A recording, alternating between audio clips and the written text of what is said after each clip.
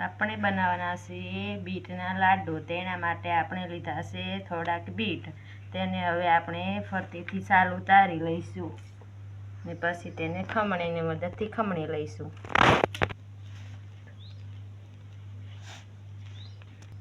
આપણે આ રીતે બીટના ડીટીયાને આગળના ભાગને કાપી લઈશું। પછી આ રીતે સાલ ઉતારી લઈશું।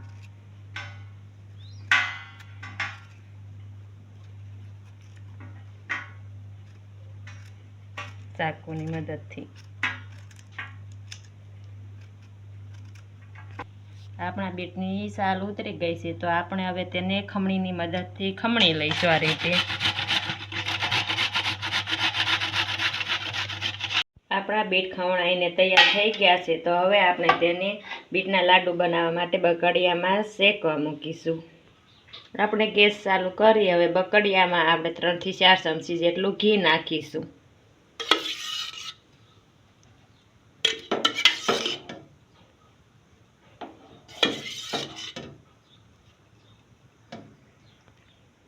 હવે આપણે બીટને વાટકામાં ભરી તેનું માપ નક્કી થાય એ માટે આ વાટકામાં ભરી તેને બકડિયામાં નાખી દઈશું।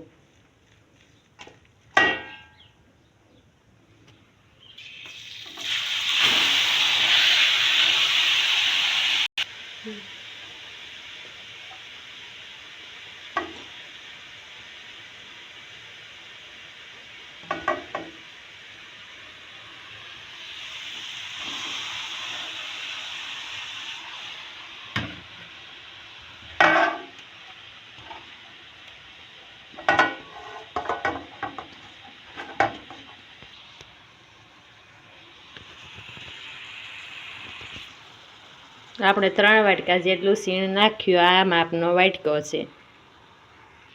હવે આપણે તેને સારી રીતે મિક્સ કરી લઈશું। તે સડી જાય ત્યાં સુધી હલાવતા રહેવું। તળિયે ચોટે નહીં તેનું ધ્યાન રાખવું। આપણે બાજુના ગેસ પર એક તપેલીમાં 1 લીટર જેટલું દૂધ ગરમ થવા મૂકી દીધું છે। તે પછી આમાં નાખી દઈશું। બીટ આપણે જ્યાં સુધી ઘીમાં સારી રીતે શેકાઈ ન જાય ત્યાં સુધી હલાવતા રહેવું।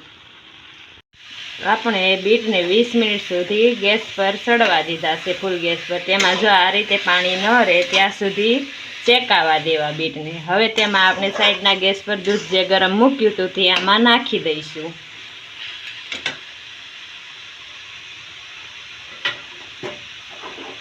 એક લીટર જેટલું દૂધ છે જે ગરમ કરવા મૂક્યું હતું તે આમાં નાખવાનું।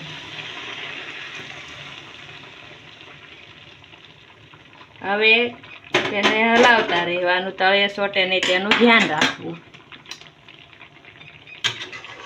આપણા બીટમાં જે દૂધ નાખ્યું હતું તે અડધી કલાક જેટલો સમય લાગ્યો છે બળતા। તે સાવ આ રીતે બળી જાય પછી તેમાં આપણે જે માપના બીટના 3 વાટકા નાખ્યા હતા એ જ માપનો અડધો વાટકો ખાંડ નાખીશું।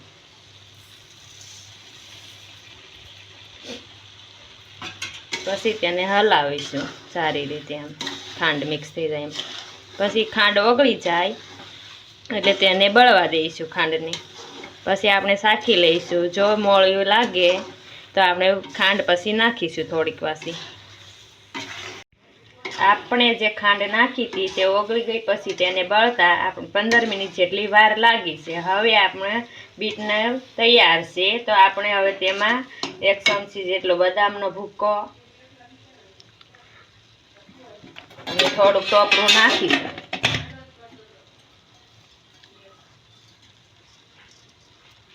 પછી તેને હલાવી લઈશું।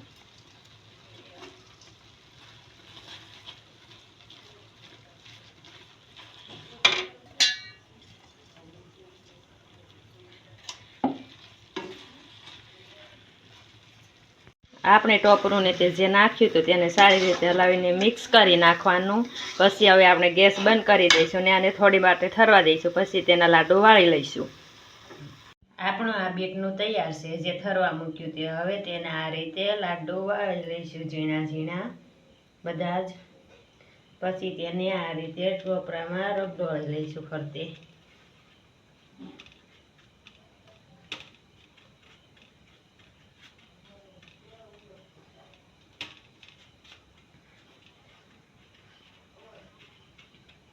આપણા બીટના લાડુ બનીને તૈયાર છે. હવે આપણે તેના ઉપર બદામ, તમે જે પણ ડ્રાયફ્રૂટ મૂકો હોય તે મૂકી શકો છો. અમે કાજુ ને બદામને એક ટુકડા મૂક્યા છે. હવે તેને ફ્રીજમાં મૂકી દઈશું. સવારે ખાવા માટે આ તૈયાર હશે.